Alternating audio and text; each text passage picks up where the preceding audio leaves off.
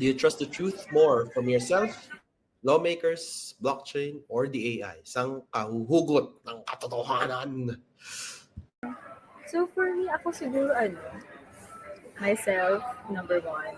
Siyempre, kung hindi ka magtitiwala sa iyo, sino magtitiwala sa iyo? Charis. Lawmakers next. Last is blockchain. Ay, third is blockchain, last is AI. Ako ra-rank ko 'yan. Siyempre, sarili mo. Paano ka magtitiwala sa iba if hindi mo kayang pagtiwalain sarili mo, 'di ba? Then, sunod is blockchain. Siyempre 'pag once na recorded na diyan, hindi na puwedeng baguhin, hindi na puwedeng palitan. Third is, I think AI. Kasi to be honest, AI is one of my companions na rin in terms of designing.